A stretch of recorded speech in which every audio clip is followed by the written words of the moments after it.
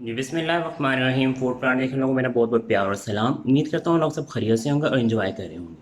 तो आज मैं आपके लिए मज़ेदार किस्म की सिंपलेस्ट रेसिपी लेके आया हूँ, मिस्सी रोटी। तो हम बनाते हैं, किचन में चलते हैं और मज़ेदार किस्म की आसान तीन रेसिपी आपसे शेयर करते हैं।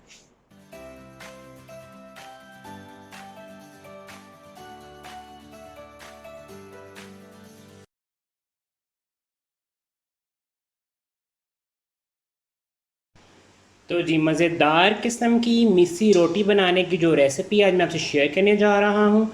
सबसे पहले हम आपको इंग्रेडिएंट्स बताते हैं कि इसके इंग्रेडिएंट्स क्या जाएंगे। अच्छा, सबसे पहले मुझे इसका प्लेन आटा चाहिए। ठीक है, 1 कप मेरे पास आटा है। 4 टेबल स्पून मेरे पास बेसन है। थोड़ा सा इसमें 2 टेबल स्पून ऑयल जाएगा। सब्ज़ मिर्च है जी इसमें, और साथ ही इसमें जाएगा प्याज। प्याज के साथ इसमें जाएगा जी खुश्क धनिया, इससे इसका ज़बरदस्त फ्लेवर में बहुत ज़बरदस्त फ्लेवर बन जाता है। और स्पाइसेस में हम इसमें नमक डालेंगे और थोड़ा सा ज़ीरा डालेंगे। अब हम अपना आटे को गूंदते हैं। सबसे पहले हम आटे को गूंदेंगे। आटा गूंदने के लिए हम सबसे पहले आटा डालेंगे इसमें अपने बड़े वाले बर्तन में। इसके साथ ही हम डालेंगे इसमें बेसन। अच्छा, मैंने ये मेजर करके रखा हुआ है, आप इसका पोर्शन अपने मुताबिक भी बना सकते हैं। और ये रोटी सबसे बाद में सब्ज़ मिर्च डालेंगे, 1 टीस्पून, 1 टेबल स्पून आप डाल लें। ठीक है, और उसके साथ में प्याज डाल देंगे हम। अच्छा, ये रोटी जो है जो शुगर के पेशेंट हैं उनके लिए बहुत ज़बरदस्त है। आप इस जो आपके घर में अगर आपके पेरेंट्स में शुगर है किसी को, तो ये रोटी उनके लिए बना के नाश्ते में भी दे सकते हैं। आप इसमें खुश्क धनिया डालेंगे। ठीक है, ये 2 टीस्पून जो है खुश्क धनिया है। अब इसमें ऑयल डालेंगे। आप इसमें मक्खन भी डाल सकते हैं और देसी घी भी डाल सकते हैं, ये डिपेंड करता है आप पे कि आप इसमें क्या डालना चाहते हैं। और अब हम इसमें थोड़ा सा नमक ऐड करूँगा, 1/2 टीस्पून नमक जाएगा इसमें, और थोड़ा सा ज़ीरा डालेंगे।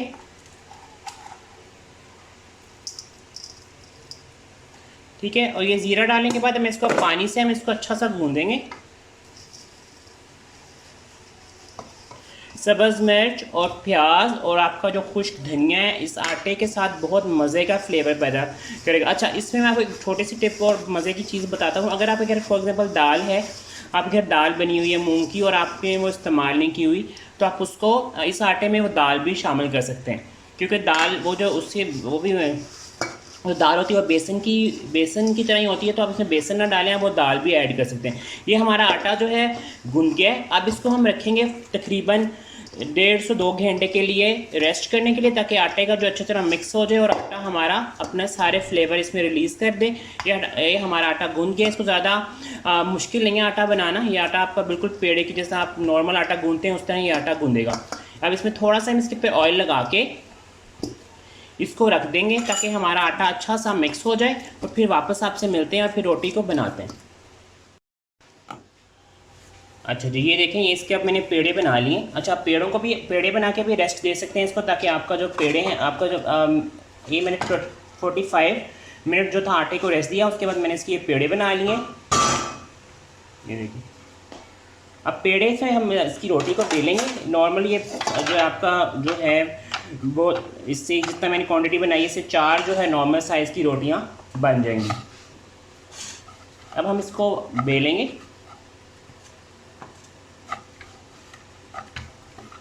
देखो,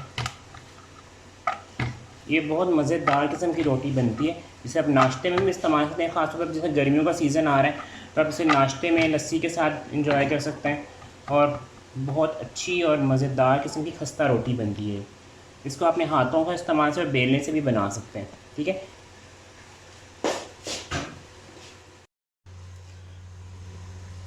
अच्छा ये देखें, अब हमने अपने तवे पे रोटी डाल ली है। ये आपने मैं आपको बताया था जैसे हम इसे देसी घी के साथ मक्खन के साथ भी बना सकते हैं। अच्छा, ये आटा थोड़ा खस्ता होता है तो इससे हमें थोड़ा प्यार के साथ डील करना है, ताकि आपकी जो रोटी है टूटे ना और ये मज़ेदार किस्म की जो रोटी है वो बन जाए। ठीक, अब एक साइड जब इसकी थोड़ी सी आपको लगे कि पकना स्टार्ट हो गई है, तो आप इस पर ऑयल लगाएंगे या मक्खन लगाएंगे या देसी घी लगाएंगे। ठीक है, इस रोटी को भी आप बच्चों के लिए बनाएं घर में।